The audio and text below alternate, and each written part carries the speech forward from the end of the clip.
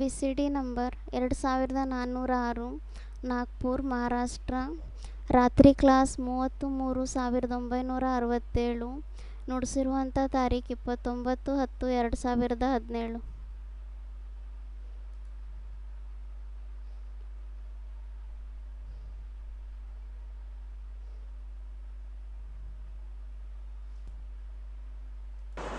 रात्रि क्लास चल रहा था 30/3/1967। दूसरे पेज के मध्य में बात चल रही थी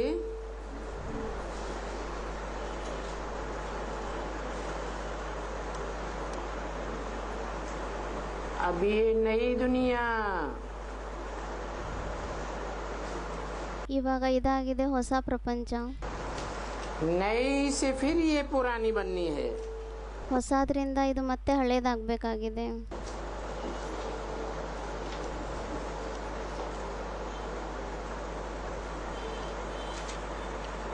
कौन सी नई दुनिया? ಯಾವುದಾಗಿದೆ ಹೊಸ ಪ್ರಪಂಚ?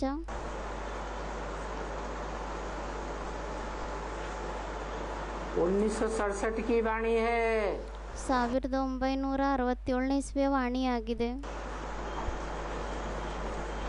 जब ब्रह्मा बाबा जीवित थे, ಯಾವಾಗ ಬ್ರಹ್ಮ ಬಾಬಾ ಜೀವಿತವಾಗಿದ್ರು,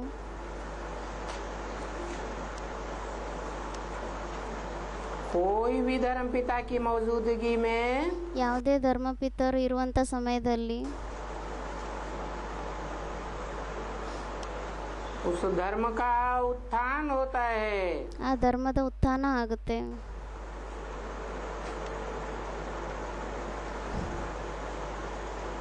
धर्म की धारणाएं नई होती हैं ಧರ್ಮದ ಧಾರಣೆಗಳು ಸಹ ಹೊಸದಾಗುತ್ತೆ. और नया संगठन रूपी नई दुनिया बनती है उस धर्म की। ಮತ್ತೆ ಆ ಧರ್ಮದ ಹೊಸ ಸಂಘಟನೆ ರೂಪಿ ಹೊಸ ಪ್ರಪಂಚ ತಯಾರಾಗುತ್ತೆ.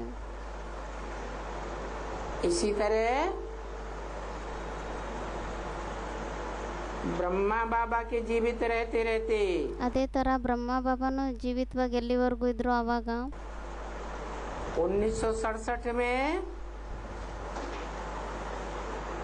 ब्राह्मणों की नई दुनिया तैयार हुई थी। 1967ನೇ ಇಸ್ವಿಯಲ್ಲಿ ಬ್ರಾಹ್ಮಣರ ಹೊಸ ಪ್ರಪಂಚ ತಯಾರಾಗಿತ್ತು.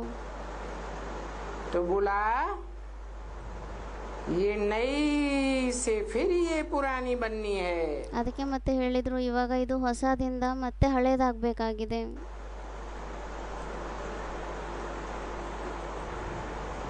कब से पुरानी बननी शुरू हो गई? ಯಾವಾಗಿಂದ ಇದು ಹಳೇದಾಗ್ಲಿಕ್ಕೆ ಆರಂಭ ಆಗಿದೆ? है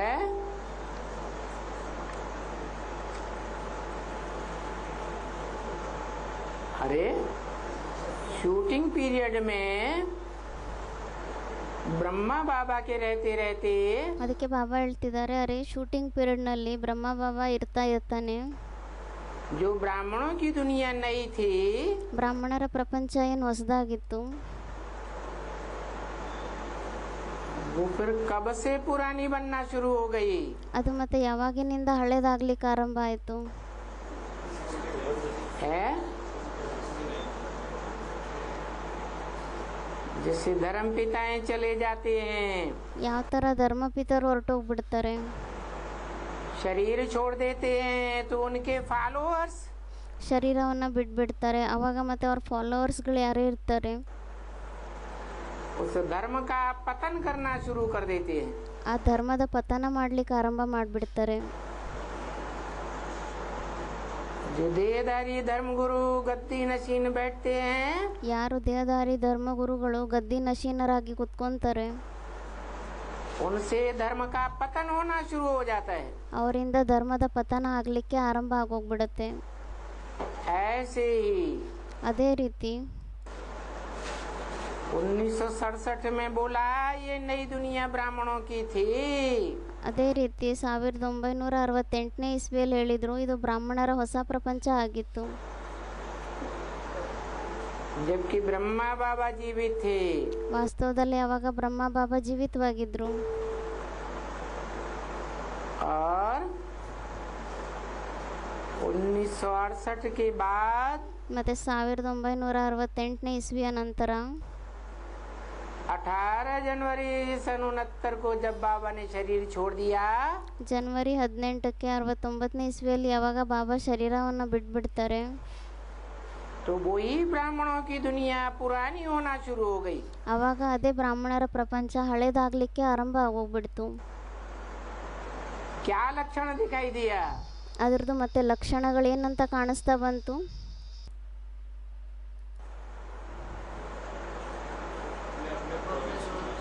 ब्राह्मणों ने अपने अपने जोन अलग अलग कर लिए। ಬ್ರಾಹ್ಮಣರು ತಮ್ಮ ತಮ್ಮ ಝೋನಲ್ ಇನ್ಚಾರ್ಜಸ್ ಮಾಡ್ಕೊಂಡ್ಬಿಟ್ಟು ಬೇರೆ ಬೇರೆ ಮಾಡ್ಕೊಂಡ್ಬಿಟ್ರು ಝೋನ್ನ. 1969 में ही 69ನೇ ಇಸ್ವಿಯಲ್ಲೇ ಎಲ್ಲ ಬೇರೆ ಬೇರೆ ಮಾಡ್ಕೊಂಡ್ಬಿಟ್ರು. जो ब्रह्म वाक्य मुरली में ही बोल दिया, ಅದಕ್ಕೋಸ್ಕರ ಬ್ರಹ್ಮವಾಕ್ಯ ಮುರಳಿಗಳಲ್ಲೂ ಸಹ ಹೇಳಿದ್ದಾರೆ, कि द्वैतवादी द्वापर युग आने से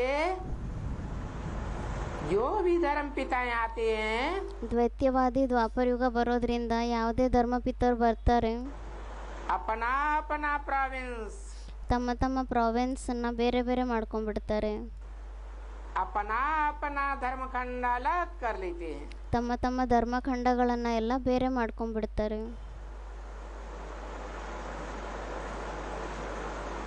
तो उन धर्म पिताओं के फॉलोअर्स में भी ಮತ್ತೆ ಆ ಧರ್ಮಪಿತರ ಫಾಲೋವರ್ಸ್ಗಳಲ್ಲೂ ಸಹ झगड़ा शुरू हो जाता है। ಜಗಳ ಆರಂಭ ಆಗೋಗ್ಬಿಡುತ್ತೆ. तू तेरा मैं मेरा शुरू हो जाता है। ನೀನು ನಿಮ್ಮದು ನಾನು ನಂದು ಅನ್ನೋದು ಆರಂಭ ಆಗೋಗ್ಬಿಡುತ್ತೆ. तो बोला ये ब्राह्मणों की दुनिया भी नई से पुरानी बननी है। ಅದಕ್ಕೆ ಹೇಳಿದ್ರು, ಈ ಬ್ರಾಹ್ಮಣರ ಪ್ರಪಂಚ ಏನಿದೆ ಇದು ಸಹ ಹೊಸದ್ರಿಂದ ಹಳೇದಾಗಬೇಕಾಗಿದೆ. माने 1967 में नहीं बनी थी, शूटिंग पीरियड में। ಅಂದರೆ 67ನೇ ಇಸ್ವಿಯಲ್ಲಿ ಆಗಿರಲಿಲ್ಲ ಶೂಟಿಂಗ್ ಪೀರಿಯಡ್ನಲ್ಲಿ. फिर बता देना ये चक्कर को, ಮತ್ತೆ ಈ ಥರ ಹೇಳಿಬಿಡೋದು ಈ ಚಕ್ರಕ್ಕೆ, कि पहले गोल्डन एज होती है, फिर सिल्वर एज, फिर कॉपर, अभी आयरन एज। ಮೊದಲು ಗೋಲ್ಡನ್ ಏಜ್ ಆಗಿರುತ್ತೆ, ಅದರ ನಂತರ ಮತ್ತೆ ಸಿಲ್ವರ್ ಏಜ್ ಆಗುತ್ತೆ, ಮತ್ತು ಕಾಪರ್ ಏಜ್ ಆಗುತ್ತೆ, ಇವಾಗ ಅದು ಐರನ್ ಏಜ್ ಆಗೋಗ್ಬಿಟ್ಟಿದೆ. जो गोल्डन एज है उनमें पहले डीटीज थे। ಗೋಲ್ಡನ್ ಏಜ್ ಏನಿದೆ ಸತ್ಯುಗ, ಅದರಲ್ಲಿ ಮೊದಲು ದೇವತೆಗಳಿದ್ರು.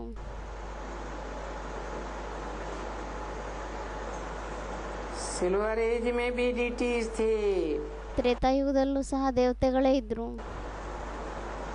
परंतु दो कलाएं कम होने से क्षत्रिय कहे गए। ಆದರೆ ಎರಡು ಕಲೆಗಳು ಕಡಿಮೆ ಆಗೋದ್ರಿಂದ ಮತ್ತೆ ಅವರಿಗೆ ಕ್ಷತ್ರಿಯರು ಅಂತ ಹೇಳಲಾಗುತ್ತೆ. फिर इस्लामी, बौद्धी, क्रिश्चियन, ಮತ್ತು ಇಸ್ಲಾಮಿ, ಬೌದ್ಧಿ, ಕ್ರಿಶ್ಚಿಯನ್ಸ್. अब ये झाड़ पूरा होता है। ಇವಾಗ ಈ ವೃಕ್ಷ ಮತ್ತೆ ಪೂರ್ತಿ ಆಗುತ್ತೆ.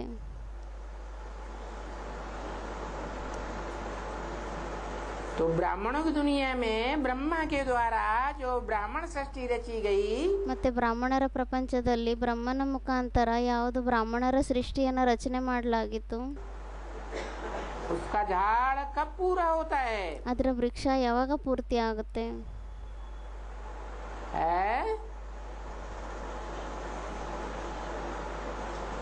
अरे पहले ही मुरली में घोषणा कर दी थी। ಅದಕ್ಕೆ ಬಾಬಾ ಹೇಳ್ತಾ ಇದ್ದಾರೆ, ಅರೆ ಮೊದಲೇ ಮುರಳಿಗಳಲ್ಲಿ ಘೋಷಣೆಯನ್ನ ಮಾಡಿಬಿಟ್ಟಿದ್ರು.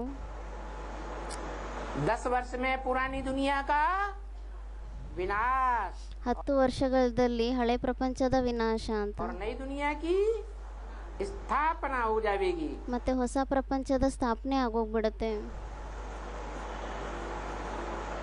तो पुरानी दुनिया कब हो जाती है ब्राह्मणों की? ಮತ್ತೆ ಬ್ರಾಹ್ಮಣರ ಹಳೆ ಪ್ರಪಂಚ ಯಾವಾಗ ಆಗೋಗ್ಬಿಡುತ್ತೆ? जो ब्रह्मा के द्वारा स्थापन हुई थी। ಅದೇ ಮತ್ತೆ ಬ್ರಹ್ಮನ ಮುಖಾಂತರ ಸ್ಥಾಪನೆ ಆಗಿತ್ತು.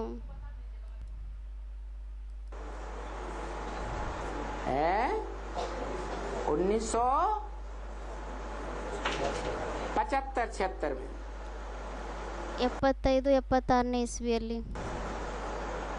वो ब्राह्मणों की दुनिया का शूटिंग का झाड़ पूरा होता है. ಆವಾಗ ಬ್ರಾಹ್ಮಣರ ಸೃಷ್ಟಿಯ ವೃಕ್ಷ ಏನಿದೆ ಇದು ಪೂರ್ತಿ ಆಗುತ್ತೆ.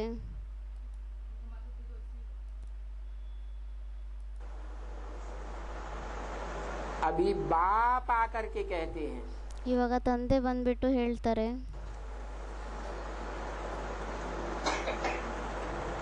76 में कौन सा वर्ष मनाया 76ನೇ ಇಸ್ವಿಯಲ್ಲಿ ಯಾವ ವರ್ಷ ಅಂತ ಆಚರಿಸಿದ್ರು? है? बाप का प्रत्यक्षता वर्ष.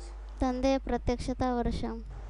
तो बोला ಅದಕ್ಕೆ ಹೇಳಿದ್ರು ಮತ್ತೆ अभी मने कभी ಇವಾಗ ಅಂದ್ರೆ ಯಾವಾಗ? है अभी पुरुषोत्तम संगम युग की शूटिंग में ही ಇವಾಗ ಪುರುಷೋತ್ತಮ ಸಂಗಮ ಯುಗದ ಶೂಟಿಂಗ್ನಲ್ಲೇ बाप आकर के कहते हैं. ತಂದೆ ಬಂದ್ಬಿಟ್ಟು ಹೇಳ್ತಾರೆ. कौन सा बाप आकर के कहते हैं? ಯಾವ ತಂದೆ ಬಂದ್ಬಿಟ್ಟು ಹೇಳ್ತಾರೆ?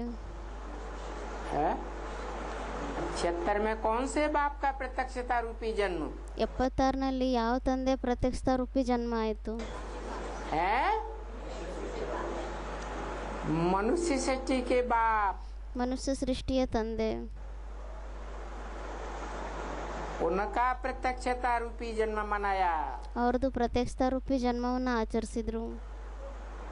परंतु मनाने वालों ने जाना कोई ने नहीं.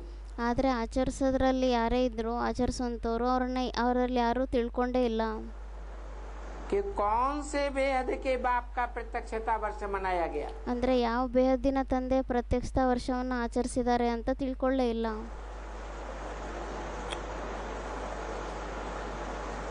तो बाप आकर कहते हैं तुम अभी पतित बने हो. ಅದಕ್ಕೋಸ್ಕರ ತಂದೆ ಬಂದ್ಬಿಟ್ಟು ಹೇಳ್ತಾರೆ, ಇವಾಗ ನೀವು ಪತಿತರಾಗಿದ್ದೀರಾ, मुझे याद करो. ನನ್ನನ್ನು ನೆನ್ಪು ಮಾಡಿ, तो पावन बन जाएंगे. ಆವಾಗ ಮತ್ತೆ ನೀವು ಪಾವನರಾಗೋಗ್ತೀರಾ. कौन सा बाप आकर कहते हैं? ಯಾವ ತಂದೆ ಬಂದ್ಬಿಟ್ಟು ಹೇಳ್ತಾರೆ? है? अरे शूटिंग पीरियड की बात हो रही है. ಅದಕ್ಕೆ ಬಾಬಾ ಹೇಳ್ತಾ ಇದ್ದಾರೆ, ಅರೆ ಶೂಟಿಂಗ್ ಪೀರಿಯಡಿನ ಮಾತು ನಡೀತಾ ಇದೆ. कौन सा बाप कहते हैं मुझे याद करो? ಯಾವ ತಂದೆ ಹೇಳ್ತಾರೆ ನನ್ನನ್ನು ನೆನ್ಪು ಮಾಡಿ ಅಂತ? कौन कहते हैं मनमना भव? ಯಾರು ಹೇಳ್ತಾರೆ ಮನ್ಮನಾಭವ ಅಂತ? है? ब्रह्मा बाबा कहते हैं. ಬ್ರಹ್ಮ ಬಾಬಾ ಹೇಳ್ತಾರ? शिव बाबा कहते हैं. ಶಿವ ಬಾಬಾ ಹೇಳ್ತಾರೆ. शिव बाप नहीं कहते. ಶಿವ ತಂದೆ ಹೇಳೋದಿಲ್ಲ. है? क्यों? ಅದಕ್ಕೆ ಬಾಬಾ ಹೇಳ್ತಾ ಇದ್ದಾರೆ, ಯಾಕೆ? हाँ मुझे याद करो. ಏನಂತ ಹೇಳ್ತಾರೆ? ನನ್ನನ್ನು ನೆನ್ಪು ಮಾಡಿ. अर्थात मेरे मन में क्या है? ಅಂದರೆ ನನ್ನ ಮನಸ್ಸಿನಲ್ಲಿ ಏನಿದೆ? मेरे मन में जो ऊंचे ते ऊंचे बाप समाया हुआ है. ನನ್ನ ಮನಸ್ಸಿನಲ್ಲಿ ಯಾರು ಶ್ರೇಷ್ಠಕ್ಕಿಂತ ಶ್ರೇಷ್ಠ ತಂದೆ ಸಮಾವೇಶನೆ ಮಾಡ್ಕೊಂಡಿದ್ದಾರೆ. उस ऊंचे ते ऊंचे बाप को याद करो. ಆ ಉನ್ನತವಾಗಿರುವಂಥ ತಂದೆಯನ್ನ ನೆನ್ಪು ಮಾಡಿ. जो आत्माओं का बाप है वो आत्माओं का बाप ಯಾರು ಆತ್ಮಗಳ ತಂದೆ ಆಗಿದ್ದಾರೆ ಆ ಆತ್ಮಗಳ ತಂದೆ मनुष्य सृष्टि के साकार बाप में जब आता है ಮನುಷ್ಯ ಸೃಷ್ಟಿಯ ಸಾಕಾರ ತಂದೆಯಲ್ಲಿ ಯಾವಾಗ ಅವ್ರು ಬರ್ತಾರೆ तब कहता है क्या ಅವಾಗ ಅವ್ರು ಹೇಳ್ತಾರೆ, ಏನಂತ ಹೇಳ್ತಾರೆ? है मनमना भव. ಮನ್ಮನ ಭವ ಅಂತ ಹೇಳ್ತಾರೆ. क्योंकि वो दोनों बेहद के बाप ಯಾಕೆಂದ್ರೆ ಅವರಿಬ್ರು ಬೇಹದ್ದಿನ ತಂದೆ एक व्यक्तित्व में प्रत्यक्ष हो जाते हैं. ಒಬ್ಬ ವ್ಯಕ್ತಿತ್ವದಲ್ಲಿ ಪ್ರತ್ಯಕ್ಷ ಆಗ್ತಾರೆ. इसलिए वो व्यक्तित्व ही कहता है ಅದಕ್ಕೋಸ್ಕರ ಆ ವ್ಯಕ್ತಿತ್ವನೇ ಹೇಳುತ್ತೆ, मुझे याद करो ನನ್ನನ್ನು ನೆನ್ಪು ಮಾಡಿ, तो पावन बन जाएंगे. ಆವಾಗ ಮತ್ತೆ ಪಾವನರಾಗೋಗ್ತೀರಾ. और इस देह से लिबरेट हो जाएंगे. ಮತ್ತೆ ಈ ದೇಹದಿಂದ ಲಿಬ್ರೇಟ್ ಆಗೋಗ್ತೀರಾ. जैसे मनुष्य सृष्टि का बाप ಯಾವ ಥರ ಮನುಷ್ಯ ಸೃಷ್ಟಿಯ ತಂದೆ इससे देह की दुनिया से, ಈ ದೇಹದಿಂದ, ದೇಹದ ಪ್ರಪಂಚದಿಂದ, देह के संबंधों से, देह के पदार्थों से, ದೇಹದ ಸಂಬಂಧಗಳಿಂದ, ದೇಹದ ಪದಾರ್ಥಗಳಿಂದ, मन बुद्धि के स्तर पर ಮನ್ಬುದ್ಧಿಯ ಲೆವೆಲ್ನಲ್ಲಿ डिटैच हो जाता है ಡಿಟ್ಯಾಚ್ ಆಗೋಗ್ತಾರೆ. और किसकी याद में रहकर डिटैच हो जाता है? ಮತ್ತೆ ಅವ್ರು ಯಾರ ನೆನಪಿನಲ್ಲಿ ಇದ್ಬಿಟ್ಟು ಡಿಟ್ಯಾಚ್ ಆಗೋಗ್ತಾರೆ? है जो सदा डिटैच है, ಯಾರು ಯಾವಾಗಲೂ ಡಿಟ್ಯಾಚ್ ಆಗಿದ್ದಾರೆ, सदा मुक्त है, ಯಾವಾಗಲೂ ಮುಕ್ತರಾಗಿದ್ದಾರೆ, कभी बंधन में आता ही नहीं. कौन? ಅವ್ರು ಯಾವತ್ತೂ ಬಂಧನದಲ್ಲಿ ಬರೋದೇ ಇಲ್ಲ. ಯಾರು? शिव बाप. ಶಿವ ತಂದೆ. तो सभी दुखों से तुम बच्चे भी लिबरेट हो जाएंगे. ಮತ್ತೆ ಎಲ್ಲ ದುಃಖದಿಂದ ನೀವು ಮಕ್ಕಳು ಸಹ ಲಿಬ್ರೇಟ್ ಆಗೋಗ್ತೀರಾ. तुम्हारी आत्मा में भी दुखों का कोई बंधन नहीं रहेगा. ನಿಮ್ಮ ಆತ್ಮನಲ್ಲೂ ಸಹ ದುಃಖದ ಯಾವುದೇ ಬಂಧನ ಇರೋದೇ ಇಲ್ಲ. आत्मा ऐसी प्रकृष्ट स्टेज को प्राप्त कर लेगी, ಆತ್ಮ ಆ ಥರ ಪ್ರಕಷ್ಟ ಸ್ಟೇಜನ್ನು ಧಾರಣೆ ಮಾಡ್ಕೊಂಡ್ಬಿಡುತ್ತೆ, ऐसी ज्ञान की स्थिति को प्राप्त कर लेगी ಆ ಥರ ಜ್ಞಾನದ ಸ್ಥಿತಿಯನ್ನು ಪಡ್ಕೊಂಡ್ಬಿಡುತ್ತೆ कि तुम कैसी भी परिस्थिति में रहेंगे, ಅಂದರೆ ನೀವು ಯಾವ ಥರ ಪರಿಸ್ಥಿತಿಯಲ್ಲಿ ಇದ್ರೂ ಸಹ लेकिन दुख का अनुभव नहीं करेंगे. ಆದರೆ ದುಃಖದ ಅನುಭವನ ಮಾಡ್ಕೊಳ್ಳೋದಿಲ್ಲ. तो ये बातें अगर विलायत में समझाना, ಮತ್ತು ಈ ಮಾತುಗಳನ್ನು ಒಂದು ವೇಳೆ ವಿದೇಶದಲ್ಲಿ ತಿಳಿಸಿದ್ರೂ ಸಹ तो ये बातें समझाना थोड़ा डिफिकल्ट है.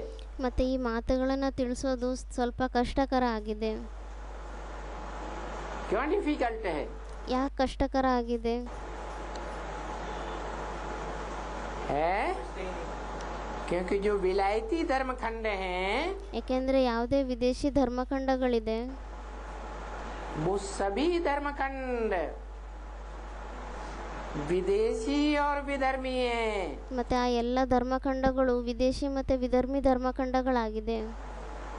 पूरे 84 जन्म लेने वाले नहीं हैं. ಪೂರ್ತಿ 84 ಜನ್ಮ ತಗೊಳ್ಳೋವಂಥದ್ದಾಗೇ ಇಲ್ಲ. और उन धर्मों में ಮತ್ತು ಆ ಧರ್ಮದಲ್ಲಿ तुम ब्राह्मणों में से जो कन्वर्ट होने वाले हैं, ನೀವು ಬ್ರಾಹ್ಮಣರಲ್ಲಿ ಯಾರು ಕನ್ವರ್ಟ್ ಆಗುವಂಥವ್ರಾಗಿದ್ದಾರೆ, क्योंकि भारतवासी दूसरे धर्मों में कन्वर्ट होते रहे हिस्ट्री में, ಯಾಕೆಂದರೆ ಭಾರತವಾಸಿಗಳೇ ಬೇರೆ ಬೇರೆ ಧರ್ಮಖಂಡಗಳಲ್ಲಿ ಕನ್ವರ್ಟ್ ಆಗ್ತಾ ಬಂದಿದ್ದಾರೆ. ಹಿಸ್ಟ್ರಿಯಲ್ಲೂ ಸಹ ಅದೇ ಥರ ಇದೆ.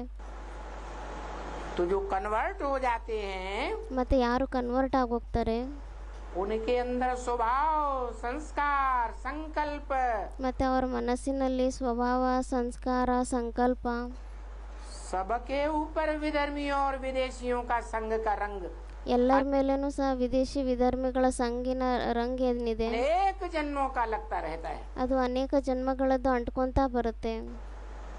इसलिए ऐसे बच्चे ಅದಕ್ಕೋಸ್ಕರ ಆ ಥರ ಮಕ್ಕಳು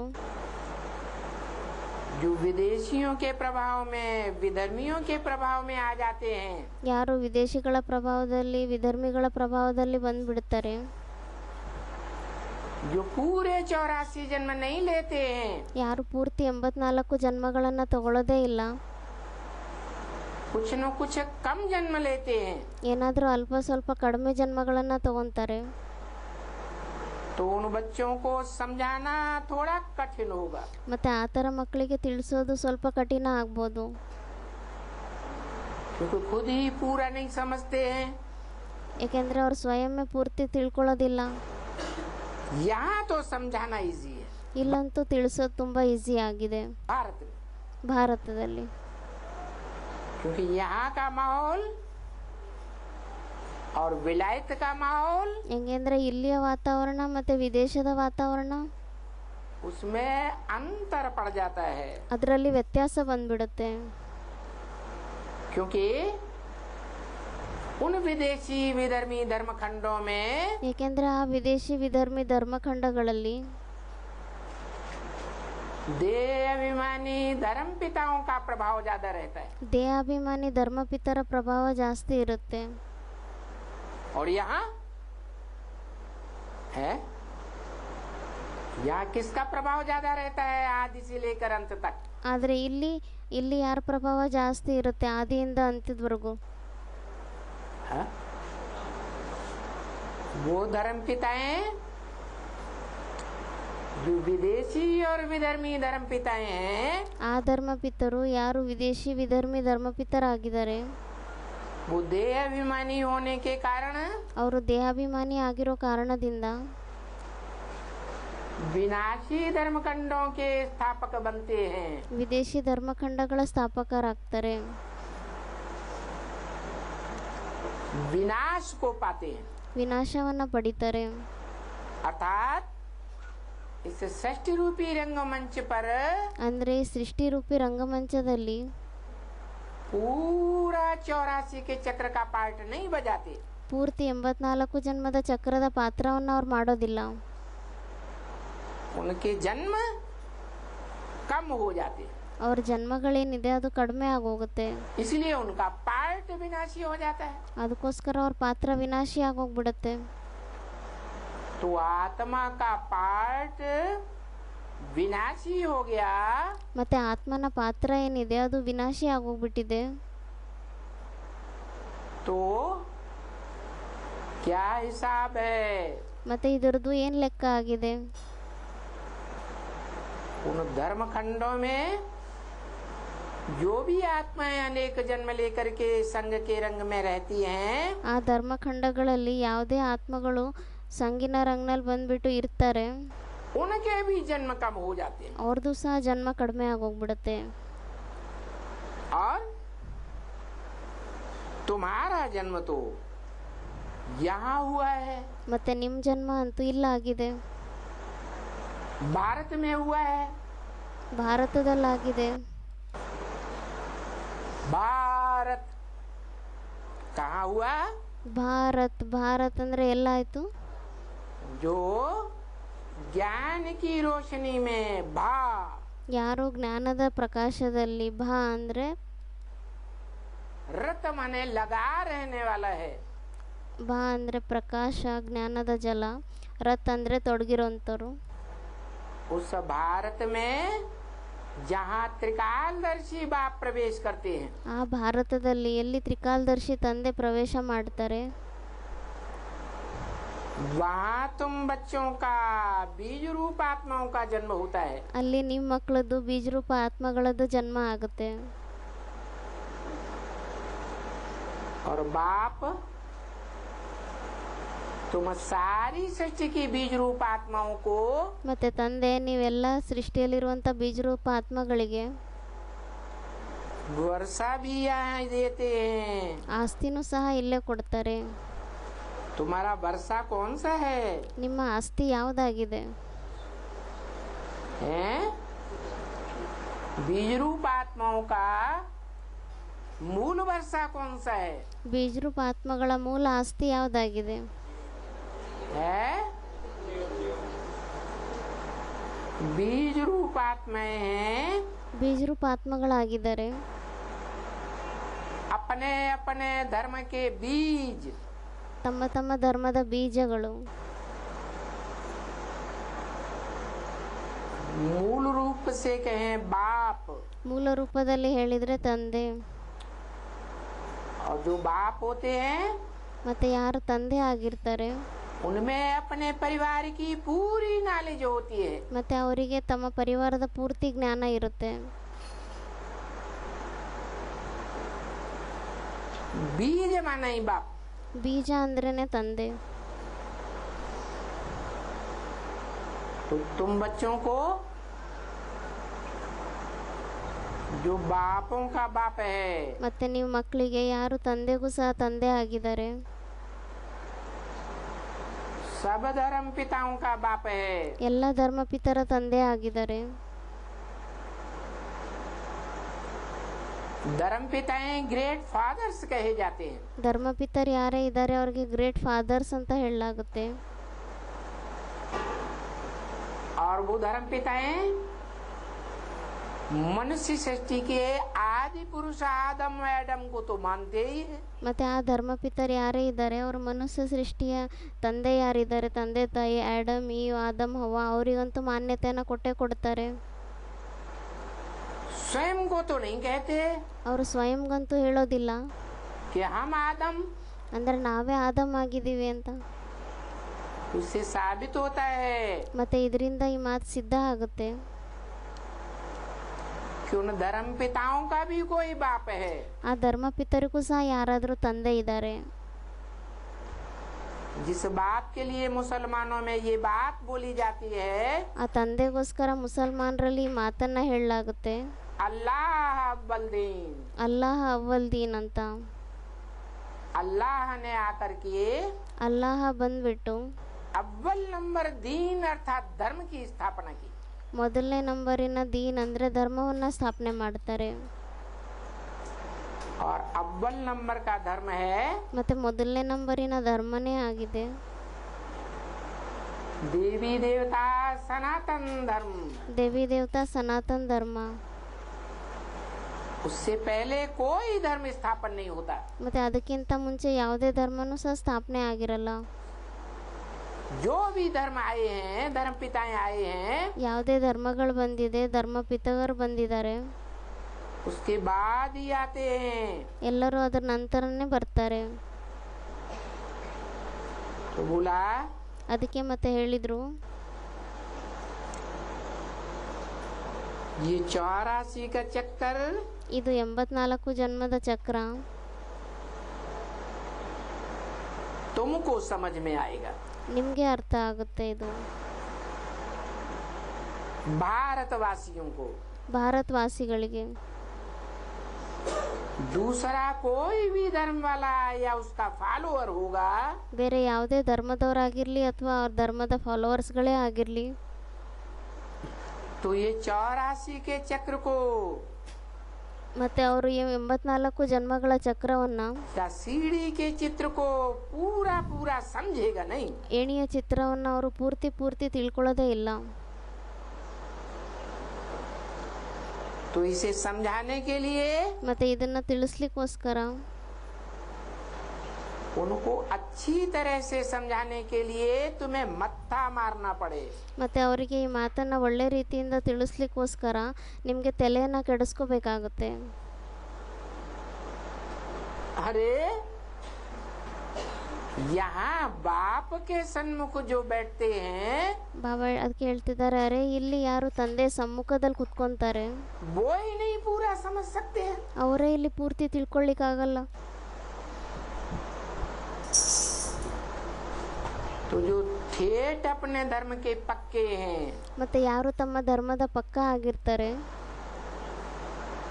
या उन धर्मों में, विदेशी धर्मों में ಅಥವಾ ಯಾರು ಆ ವಿದೇಶಿ ಧರ್ಮಗಳಲ್ಲಿ नंबरवार कन्वर्ट होने वाले हैं, ನಂಬರ್ ವಾರ್ ಆಗಿ ಕನ್ವರ್ಟ್ ಆಗುವಂಥವ್ರಾಗಿದ್ದಾರೆ, वो भी नहीं समझ सकते। ಅವರು ಸಹ ಈ ಮಾತನ್ನ ತಿಳ್ಕೊಳ್ಳಿಕ್ಕಾಗಲ್ಲ. बाहर वाले क्या समझेंगे, ಮತ್ತೆ ಹೊರಗಡೆ ಇರುವಂಥವ್ರು ಏನು ತಿಳ್ಕೊಂತಾರೆ, मन विलायत के लोग कैसे समझेंगे। ಮತ್ತೆ ವಿದೇಶದಲ್ಲಿರುವಂಥ ಜನಗಳೇನು ತಿಳ್ಕೊಂತಾರೆ, उनको समझाना बहुत मुश्किल है। ಅವರಿಗಂತೂ ತಿಳಿಸೋದು ತುಂಬ ಕಠಿಣ ಆಗಿದೆ. कोई यहाँ वाले समझे, ಯಾರಾದರೂ ಇಲ್ಲಿರೋಂಥವ್ರು ತಿಳ್ಕೊಂಡ್ರೆ, क्योंकि यहाँ भारत में ही ये स्वर्ग था। ಯಾಕೆಂದರೆ ಇಲ್ಲಿ ಭಾರತದಲ್ಲೇ ಈ ಸ್ವರ್ಗ ಇತ್ತು. क्या विदेशों में स्वर्ग बनता ही नहीं। ವಿದೇಶದಲ್ಲಂತೂ ಸ್ವರ್ಗ ಆಗೋದೇ ಇಲ್ಲ. क्यों नहीं बनता, ಯಾಕೆ ಆಗೋದಿಲ್ಲ ಸ್ವರ್ಗ, क्योंकि विदेशी धर्म खंडों के जो धर्म पिताएं हैं, ಯಾಕೆಂದರೆ ವಿದೇಶಿ ಧರ್ಮಖಂಡದಲ್ಲಿ ಯಾರೇ ಧರ್ಮಪಿತರಿದ್ದಾರೆ वो स्वस्थिति में पूरे स्थित हो ही नहीं पाते। ಅವರು ಸ್ವಸ್ಥಿತಿಯಲ್ಲಿ ಪೂರ್ತಿ ಸ್ಥಿತರಾಗ್ಲಿಕ್ಕೆ ಆಗೋದೇ ಇಲ್ಲ. और यहाँ यहाँ तो आत्माओं का बाप, ಮತ್ತು ಇಲ್ಲಂತೂ ಆತ್ಮಗಳ ತಂದೆ भारत में ही आता है, ಭಾರತದಲ್ಲೇ ಬರ್ತಾರೆ. जो सदा स्वस्थिति में रहने वाला है. ಯಾರು ಯಾವಾಗಲೂ ಸ್ವಸ್ಥಿತಿಯಲ್ಲಿರುವಂಥವ್ರಾಗಿದ್ದಾರೆ. कभी भी देह के बंधन में नहीं बंधता. ಅವ್ರು ಯಾವತ್ತೂ ದೇಹದ ಬಂಧನದಲ್ಲಿ ಬಂಧಿತ ಆಗೋದಿಲ್ಲ. कभी भी इंद्रियों के बंधन में नहीं आता. ಅವ್ರು ಯಾವತ್ತೂ ಇಂದ್ರಿಯಗಳ ಬಂಧನದಲ್ಲೂ ಬರಲ್ಲ. वो सिखाता है तुम बच्चों को ಅವರು ನಿಮ್ಮ ಮಕ್ಕಳಿಗೆ ಕಲಿಸ್ಕೊಡ್ತಾರೆ कि स्वस्थिति में स्थित होना है. ಅಂದರೆ ಸ್ವಸ್ಥಿತಿಯಲ್ಲಿ ಸ್ಥಿತರಾಗಬೇಕಾಗಿದೆ. देह पर है. ಈ ದೇಹ ಅಂತೂ ಪರ ಆಗಿದೆ. पर माना प्रकृति के 5 तत्वों का संघात है. ಪರ ಅಂದರೆ ಪ್ರಕೃತಿ 5 ತತ್ವಗಳ ಮಿಶ್ರಣ ಏನಿದೆ ಅದು. इसका नाम ही है प्रकृति. ಇದರ ಹೆಸರೇ ಆಗಿದೆ ಪ್ರಕೃತಿ. ये पर है, ಮತ್ತೆ ಇದು ಪರ ಆಗಿದೆ. स्व नहीं है. ಇದು ಸ್ವ ಆಗಿಲ್ಲ.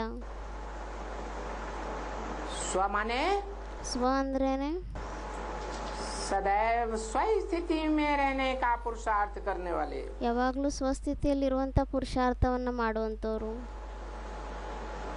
तो यहाँ जो भारतवासी थे, ಮತ್ತೆ ಇಲ್ಲಿ ಯಾರು ಭಾರತವಾಸಿಗಳಾಗಿದ್ರು वो भारत ही स्वर्ग था. ಆ ಭಾರತನೇ ಸ್ವರ್ಗ ಆಗಿತ್ತು. जो अभी भारत क्या बन गया? ಮತ್ತೆ ಅದು ಇವಾಗ ಭಾರತ ಏನಾಗ್ಬಿಟ್ಟಿದೆ? नरक बन गया. क्यों नरक बन गया? ನರಕ ಆಗ್ಬಿಟ್ಟಿದೆ. ಯಾಕೆ ನರಕ ಆಗೋಗ್ಬಿಟ್ಟಿದೆ? क्योंकि भारतवासी सुनी सुनाई बातों पर ಯಾಕೆಂದ್ರೆ ಭಾರತವಾಸಿಗಳು ಹೇಳಿ ಕೇಳಿದಂಥ ಮಾತಿನ ಮೇಲೆ विश्वास करने वाले हैं. ವಿಶ್ವಾಸ ಮಾಡ್ಕೊಳ್ಳೋಂಥವ್ರಾಗಿದ್ದಾರೆ. ये मात्र देश के हैं. ಇವರೆಲ್ಲ ಮಾತೃ ದೇಶದವರಾಗಿದ್ದಾರೆ. भारत मात्र देश है. ಭಾರತ ಏನಿದೆ ಇದು ಮಾತೃ ಪ್ರಧಾನ ದೇಶ ಆಗಿದೆ. दूसरे देश मात्र देशी नहीं है. ಬೇರೆ ದೇಶಗಳು ಯಾವುದೇ ಇದೆ ಇದು ಮಾತೃ ಪ್ರಧಾನ ದೇಶ ಆಗಿಲ್ಲ. क्या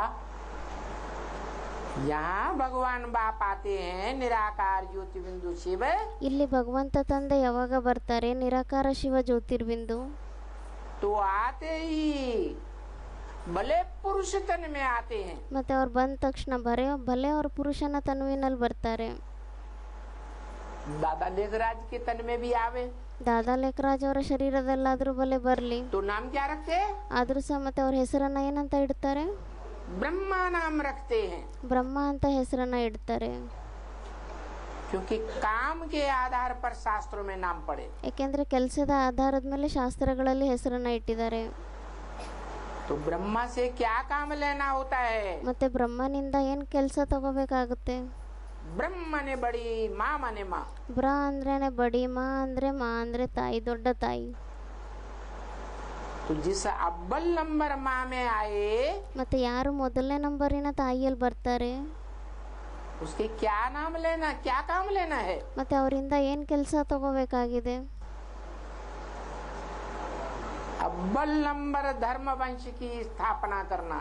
ಮೊದಲನೇ ನಂಬರಿನ ಧರ್ಮ ವಂಶದ ಸ್ಥಾಪನೆ ಮಾಡ್ಕೋಬೇಕಾಗಿದೆ.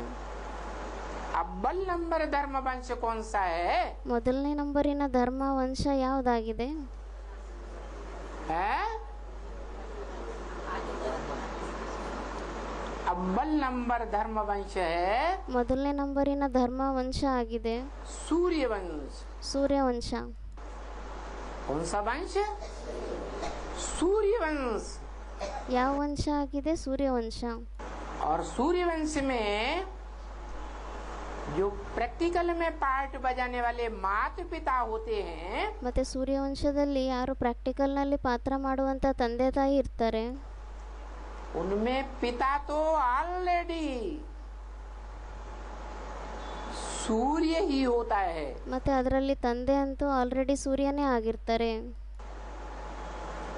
क्योंकि आत्माओं का बेहद का बाप कहते हैं, ಏಕೆಂದರೆ ಆತ್ಮಗಳ ಬೇಹದ್ದಿನ ತಂದೆ ಹೇಳ್ತಾರೆ, गीता में भी बताया है ಗೀತೆಯಲ್ಲೂ ಸಹ ಹೇಳಿದ್ದಾರೆ, कि मैं जब आता हूँ ನಾನು ಯಾವಾಗ ಬರ್ತೀನಿ तो किसको ज्ञान देता हूँ? ಆವಾಗ ಮತ್ತೆ ನಾನು ಯಾರಿಗೆ ಜ್ಞಾನವನ್ನು ಕೊಡ್ತೀನಿ? जिसको ज्ञान देता हूँ ನಾನು ಯಾರಿಗೆ ಜ್ಞಾನವನ್ನು ಕೊಡ್ತೀನಿ उसको टाइटल मिल जाता है मेरा। ಅವರಿಗೆ ಟೈಟಲ್ ಸಿಕ್ಬಿಡುತ್ತೆ ನಂದು. मैं सदैव डिटैच रहने वाला सूर्य हूँ। ನಾನು ಯಾವಾಗಲೂ ಡಿಟ್ಯಾಚ್ ಆಗಿರುವಂಥ ಸೂರ್ಯ ಆಗಿದ್ದೀನಿ. सूर्य को कभी अटैचमेंट होता है किसी सितारे से? ಸೂರ್ಯನಿಗೆ ಯಾವತ್ತಾದರೂ ಯಾವುದಾದ್ರೂ ನಕ್ಷತ್ರಗಳ ಜೊತೆ ಅಟ್ಯಾಚ್ಮೆಂಟ್ ಆಗಿರುತ್ತಾ? चंद्रमा से? ಅಥವಾ ಚಂದ್ರನ ಜೊತೆ ಅಟ್ಯಾಚ್ಮೆಂಟ್ ಇರುತ್ತಾ? पृथ्वी से? ಪೃಥ್ವಿ ಜೊತೆ ಇರುತ್ತಾ? सागर से? ಸಾಗರದ ಜೊತೆ ಇರುತ್ತಾ? नदियों से कभी अटैचमेंट होता है? ಅಥವಾ ನದಿಗಳ ಜೊತೆ ಯಾವತ್ತಾದರೂ ಅಟ್ಯಾಚ್ಮೆಂಟ್ ಇರುತ್ತಾ? नहीं अटैचमेंट होता। ಅವರಿಗಂತೂ ಅಟ್ಯಾಚ್ಮೆಂಟ್ ಇರೋದೇ ಇಲ್ಲ. तो मैं सदा डिटैच रहने वाला सूर्य हूँ। ಮತ್ತೆ ನಾನು ಯಾವಾಗಲೂ ಡಿಟ್ಯಾಚ್ ಆಗಿರುವಂಥ ಸೂರ್ಯ ಆಗಿದ್ದೀನಿ. जब षष्ठी रूपी रंगमंच पर नई सृष्टि रचने के लिए आता हूँ ಯಾವಾಗ ನಾನು ಈ ಸೃಷ್ಟಿ ರೂಪಿ ರಂಗಮಂಚದಲ್ಲಿ ಹೊಸ ಸೃಷ್ಟಿಯನ್ನು ರಚನೆ ಮಾಡಲಿಕ್ಕೋಸ್ಕರ ಬರ್ತೀನಿ, तो जिसको अपना वर्षा देता हूँ बड़े बच्चे को, ಮತ್ತೆ ಯಾರಿಗೆ ನಾನು ಆಸ್ತಿಯನ್ನು ಕೊಡ್ತೀನಿ? ದೊಡ್ಡ ಮಗನಿಗೆ. बड़ा बच्चा कौन? ದೊಡ್ಡ ಮಗ ಯಾರಾಗಿದ್ದಾರೆ? किस आधार पर? ಯಾವ ಆಧಾರದ ಮೇಲೆ? जो बड़ा ज्ञान धारण करे तो बड़ा बच्चा, ಯಾರು ದೊಡ್ಡ ಜ್ಞಾನವನ್ನು ಧಾರಣೆ ಮಾಡ್ಕೊತಾರೆ ಅವರೇ ದೊಡ್ಡ ಮಗು ಆಗಿದ್ದಾರೆ. थोड़ा ज्ञान धारण करे ಸ್ವಲ್ಪ ಜ್ಞಾನವನ್ನು ಧಾರಣೆ ಮಾಡಿಕೊಂಡ್ರೆ तो छोटा बच्चा। ಮತ್ತೆ ಅವಾಗ ಚಿಕ್ಕ ಮಗು ಆಗಿರ್ತಾರೆ.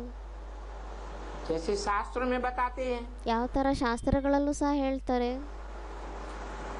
कि ब्रह्मा के 4 पुत्र हुए मानसी, ಬ್ರಹ್ಮನ್ಗೂ ಸಹ 4 ಮಾನಸಿ ಪುತ್ರರಾಗಿದ್ರು. उनमें सनत कुमार सबसे बाद में, ಅದರಲ್ಲಿ ಸನತ್ ಕುಮಾರ್ ಎಲ್ಲರಿಗಿಂತ ಲಾಸ್ಟ್ನಲ್ಲಿ जन्म लिया, ಕೊನೆಯಲ್ಲಿ ಜನ್ಮ ತಗೊಂತಾರೆ. सबसे छोटे थे, ಅವರು ಎಲ್ಲರಿಗಿಂತ ಚಿಕ್ಕವರಾಗಿದ್ರು. लेकिन वो ज्ञान में और योग में ಆದರೆ ಅವರು ಜ್ಞಾನದಲ್ಲಿ ಮತ್ತು ಯೋಗದಲ್ಲಿ सबसे तीखे गए। ಎಲ್ಲರಿಗಿಂತ ತೀಕ್ಷ್ಣರಾಗಿದ್ರು. तो शास्त्रों में ये विख्यात है ಅದಕ್ಕೆ ಮತ್ತೆ ಶಾಸ್ತ್ರಗಳಲ್ಲಿ ಇದು ಪ್ರಸಿದ್ಧಿ ಆಗಿದೆ.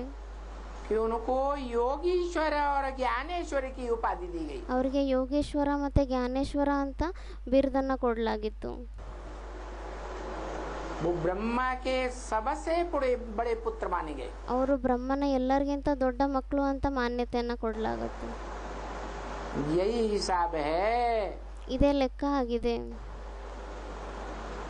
कि आत्माओं का बाप, ಅಂದರೆ ಯಾರು ಆತ್ಮಗಳ ತಂದೆ, आत्मा आत्मा भाई भाइयों का बाप, ಆತ್ಮ ಆತ್ಮ ಭಾಯಿ ಯಾರಿದ್ದಾರೆ ಅವರ ತಂದೆ ಯಾರಿದ್ದಾರೆ, जब इस सृष्टि पर आते हैं ಅವ್ರು ಯಾವಾಗ ಈ ಸೃಷ್ಟಿಯಲ್ಲಿ ಬರ್ತಾರೆ तो मनुष्य आत्माओं के बीच ಅವಾಗ ಅವರು ಮನುಷ್ಯ ಆತ್ಮಗಳ ಮಧ್ಯದಲ್ಲಿ जो बड़ा पार्टधारी है, ಯಾರು ದೊಡ್ಡ ಪಾತ್ರಧಾರಿ ಆಗಿದ್ದಾರೆ, हीरो पार्टधारी है, ಹೀರೋ ಪಾತ್ರಧಾರಿ ಆಗಿದ್ದಾರೆ, उस हीरो पार्टधारी में प्रवेश करके ಆ ಹೀರೋ ಪಾತ್ರಧಾರಿಯಲ್ಲಿ ಪ್ರವೇಶ ಮಾಡಿಬಿಟ್ಟು मनुष्य सृष्टि के बाप में प्रवेश करके ಮನುಷ್ಯ ಸೃಷ್ಟಿಯ ತಂದೆಯಲ್ಲಿ ಪ್ರವೇಶ ಮಾಡಿಬಿಟ್ಟು नई सृष्टि की पालना और जन्म देने का कार्य करने के लिए ಹೊಸ ಸೃಷ್ಟಿಯಲ್ಲಿ ಜನ್ಮ ಕೊಟ್ಟು ಪಾಲನೆ ಮಾಡುವಂಥ ಕಾರ್ಯವನ್ನು ಮಾಡಲಿಕ್ಕೋಸ್ಕರ क्या नाम देते ಅವರಿಗೆ ಹೆಸರನ್ನು ಏನಂತ ಕೊಡ್ತಾರೆ? हैं? ब्रह्मा नाम देते, ಬ್ರಹ್ಮ ಅಂತ ಹೆಸರನ್ನು ಕೊಡ್ತಾರೆ. क्योंकि अव्वल नंबर का ब्रह्मा है, ಏಕೆಂದರೆ ಮೊದಲನೇ ನಂಬರಿನ ಬ್ರಹ್ಮ ಆಗಿದ್ದಾರೆ. इसलिए वो संसार में शास्त्रों में ಅದಕ್ಕೋಸ್ಕರ ಅವರಿಗೆ ಪ್ರಪಂಚದಲ್ಲಿ ಅಥವಾ ಶಾಸ್ತ್ರಗಳಲ್ಲಿ परम ब्रह्म के नाम से प्रत्यक्ष होता है। ಅವರು ಪರಂಬ್ರಹ್ಮನ ಹೆಸರು ರೂಪದಿಂದ ಪ್ರತ್ಯಕ್ಷ ಆಗ್ತಾರೆ. शिव बाप है परम पुरुष, ಶಿವ ತಂದೆ ಆಗಿದ್ದಾರೆ ಪರಂ ಪುರುಷ. तो परम पुरुष को नई सृष्टि रूपी परिवार रचने के लिए ಮತ್ತೆ ಆ ಪರಂ ಪುರುಷನಿಗೆ ಹೊಸ ಸೃಷ್ಟಿಯ ರಚನೆಯನ್ನ ಮಾಡ್ಲಿಕ್ಕೋಸ್ಕರ, वसुधैव कुटुंबकम बनाने के लिए ವಸುದೈವ ಕುಟುಂಬಕಂ ಮಾಡ್ಲಿಕ್ಕೋಸ್ಕರ किसका आसरा लेना पड़े? ಯಾರ ಆಧಾರ ತಗೋಬೇಕಾಗುತ್ತೆ ಅವ್ರಿಗೆ? पुरुष मने आत्मा। परम पुरुष को किसका आधार लेना पड़े? ಪುರುಷ ಅಂದ್ರೇನೆ ಆತ್ಮ. ಮತ್ತೆ ಆ ಪರಂ ಪುರುಷನಿಗೆ ಯಾರ ಆಧಾರ ತಗೋಬೇಕಾಗುತ್ತೆ? है माता का आधार लेना पड़े। ತಾಯಿಯ ಆಧಾರವನ್ನ ತಗೋಬೇಕಾಗುತ್ತೆ. तो जिस तन में भी प्रवेश करते हैं ಮತ್ತೆ ಯಾರ ತನುವಿನಲ್ಲಿ ಅವರು ಪ್ರವೇಶ ಮಾಡ್ತಾರೆ उसका नाम देते हैं ಮತ್ತೆ ಅವ್ರ ಹೆಸರನ್ನ ಕೊಡ್ತಾರೆ परम ब्रह्म, ಪರಂ ಬ್ರಹ್ಮ ಅಂತ. बड़े ते बड़ी माता। ಅಂದ್ರೆ ದೊಡ್ಡಕ್ಕಿಂತ ದೊಡ್ಡ ತಾಯಿ ಅಂತ. और भारत में तो ये विख्यात है ಮತ್ತೆ ಭಾರತದಲ್ಲಂತೂ ಇದು ಪ್ರಸಿದ್ಧಿ ಆಗಿದೆ. कि कहते हैं कि पुरुष की एक स्त्री गई ಈ ತರ ಅಂತೂ ಹೇಳ್ತಾರೆ, ಪುರುಷನ ಒಂದು ಸ್ತ್ರೀ ಹೋಗ್ಬಿಟ್ರೆ तो दूसरी ज्योति लेते हैं, तीसरी लेते हैं, ಮತ್ತೆ ಎರಡನೇ ಚಪ್ಪಲಿ ತಗೊಂತಾರೆ, ಮತ್ತೆ ಮೂರನೇ ಚಪ್ಪಲಿ ತಗೊಂತಾರೆ, 4-5 शादियां भी कर लेते हैं। 4-5 ಮದುವೆಗಳನ್ನು ಮಾಡ್ಕೊಂಡ್ಬಿಡ್ತಾರೆ. लेकिन ज्यादा मान्यता कौन सी माता के बच्चों को दी जाती है? ಆದರೆ ಜಾಸ್ತಿ ಮಾನ್ಯತೆನ ಯಾವ ತಾಯಿಯ ಮಕ್ಕಳಿಗೆ ಕೊಡಲಾಗುತ್ತೆ? है पहली माता के बच्चों को ज्यादा मान्यता दी जाती है। ಮೊದಲನೇ ತಾಯಿಯ ಮಕ್ಕಳು ಯಾರು ಇರ್ತಾರೆ ಅವ್ರಿಗೆ ಜಾಸ್ತಿ ಮಾನ್ಯತೆಯನ್ನ ಕೊಡಲಾಗುತ್ತೆ. ये परंपरा ये ज्ञान यज्ञ के आदि से ही चली है। ಈ ಪರಂಪರೆ ಏನಿದೆ ಇದು ಜ್ಞಾನ ಯಜ್ಞದ ಆರಂಭದಿಂದನೇ ನಡೀತಾ ಬಂದಿದೆ.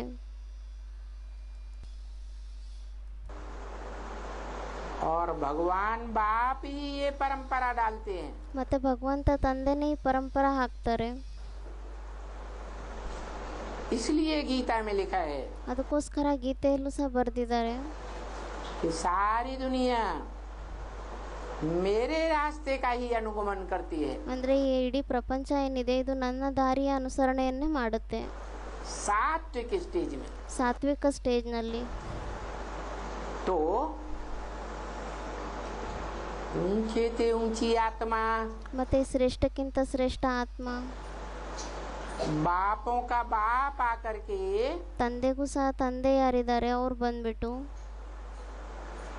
नई सृष्टि में ಹೊಸ ಸೃಷ್ಟಿಯಲ್ಲಿ ऊंचे ते ऊंचे वंश की स्थापना करने के लिए ಶ್ರೇಷ್ಠಕ್ಕಿಂತ ಶ್ರೇಷ್ಠ ವಂಶದ ಸ್ಥಾಪನೆಯನ್ನ ಮಾಡ್ಲಿಕ್ಕೋಸ್ಕರ परम ब्रह्म का आधार लेते हैं। ಪರಂ ಬ್ರಹ್ಮನ ಆಧಾರವನ್ನ ತಗೊಂತಾರೆ. और वो परम ब्रह्म के रूप में पार्ट बजाने वाला माता का रूप ಮತ್ತೆ ಆ ಪರಂ ಬ್ರಹ್ಮನ ರೂಪದಲ್ಲಿ ಪಾತ್ರ ಮಾಡುವಂತ ತಾಯಿಯ ರೂಪ ಏನಿದೆ कौन से वंश की स्थापना करता है, पालना करता है? ಅವರು ಯಾವ ವಂಶದ ಸ್ಥಾಪನೆಯನ್ನ ಮಾಡ್ತಾರೆ, ಪಾಲನೆಯನ್ನ ಮಾಡ್ತಾರೆ? है सूर्य वंश की पालना करता है। ಸೂರ್ಯ ವಂಶದ ಪಾಲನೆಯನ್ನ ಮಾಡ್ತಾರೆ. वो बच्चे जितने भी संसार में धर्म वंश हुए हैं ಆ ಮಕ್ಕಳು ಪ್ರಪಂಚದಲ್ಲಿ ಎಷ್ಟೇ ಧರ್ಮ ವಂಶಗಳಿದೆ उन सब वंशों में ऊंचा वंश है। ಆ ಎಲ್ಲ ವಂಶಗಳಲ್ಲೂ ಶ್ರೇಷ್ಠವಾಗಿರುವಂತ ವಂಶ ಆಗಿದೆ. और सूर्यवंश में शास्त्रों में किसका नाम प्रसिद्ध है? ಮತ್ತೆ ಸೂರ್ಯವಂಶದಲ್ಲಿ ಶಾಸ್ತ್ರಗಳಲ್ಲಿ ಯಾರ ಹೆಸರು ಪ್ರಸಿದ್ಧಿಯಾಗಿದೆ?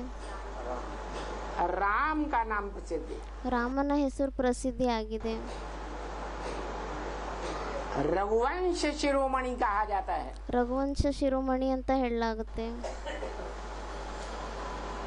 वैसे भी ब्रह्म वाक्य मुरली में बोला ಹಾಗೂ ಸಹ ಬ್ರಹ್ಮವಾಕ್ಯ ಮುರಳಿಗಳಲ್ಲಿ ಹೇಳಿದ್ದಾರೆ राम बाप को कहा जाता है ರಾಮ ಅಂತ ತಂದೆಗೆ ಹೇಳಲಾಗುತ್ತೆ. और कृष्ण बच्चे को कहा जाता है। ಮತ್ತೆ ಕೃಷ್ಣ ಅಂತ ಮಗುವಿಗೆ ಹೇಳಲಾಗುತ್ತೆ. इसका मतलब ये हुआ ಮತ್ತೆ ಇದರ ಅರ್ಥ ಈ ತರ ಇದೆ कि जब सृष्टि का आरंभ हुआ तो शास्त्रों में दिखाते हैं ಯಾವಾಗ ಸೃಷ್ಟಿಯ ಆರಂಭ ಆಯಿತು ಆವಾಗ ಏನಾಯಿತು ಶಾಸ್ತ್ರಗಳಲ್ಲಿ ತೋರಿಸ್ತಾರೆ कि पीपल के पत्ते पर पहले पहले कौन आया ಅರಳಿ ಮರದ ಎಲೆ ಮೇಲೆ ಮೊಟ್ಟ ಮೊದಲು ಯಾರು ಬಂದರು है कृष्ण आया ಮೊಟ್ಟ ಮೊದಲು ಕೃಷ್ಣನೇ ಬರ್ತಾನೆ वो बच्चा है साकार में ಮತ್ತೆ ಅವ್ರ ಮಗು ಆಗಿದ್ದಾರೆ ಸಾಕಾರದಲ್ಲಿ